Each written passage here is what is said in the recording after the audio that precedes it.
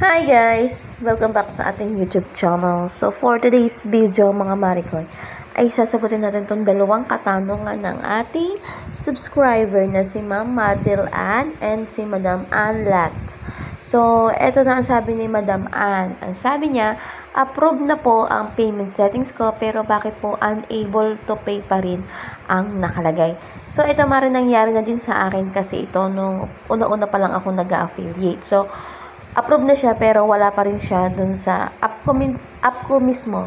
So, ang ginawa ko mga mari, kung Madam Ann, kung ako sa inyo, Madam Madel, ay i-restart nyo yung inyong phone o i-install tapos install nyo ulit yung Shopee app nyo. And then, tignan nyo kung magkakaroon na kayo or yung kung okay na yung payment settings nyo, yung hindi na unable to pay pa rin. Unable to pay pa rin, di ba yan yung, bakit siya unable to pay pa rin? Nakikita mo ba yan sa may Shopee affiliate na conversion natin? Unable to pay is, di ba, sa, sa payment settings yan. So, kung ganun mga mare, at screenshot mo yung email sa'yo na approve ka na sa payment settings, at saka yung, tapos, i-message mo si customer service para ma-visit nila yung account nyo. Lagi po kayong magko-contact sa customer service kasi sila po talaga yung nakakaalam kung bakit ganyan yung nangyayari sa account ninyo. Sana po nakatulong, Madam Ann.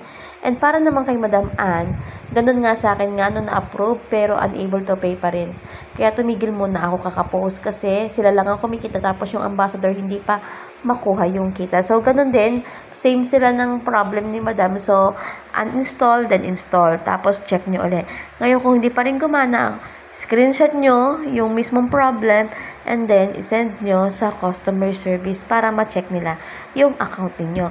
Pero kung ako sa inyo, huwag kayong tumigil kakapost kasi kahit naka-unable to pay naman yan mga mari ko, masasweldo at masasweldo nyo pa yan kapag naging okay na yung account ninyo mga mari. So, sana nakatulong mga mari ko ha? And huwag kayong mawalan ng pag-asa. Magiging okay din yan. Nagdaan na din kami diyang mga affiliate, mga lumang affiliate. So, thank you very much and thank you for watching and don't forget to like, to subscribe sa ating YouTube channel. Bye!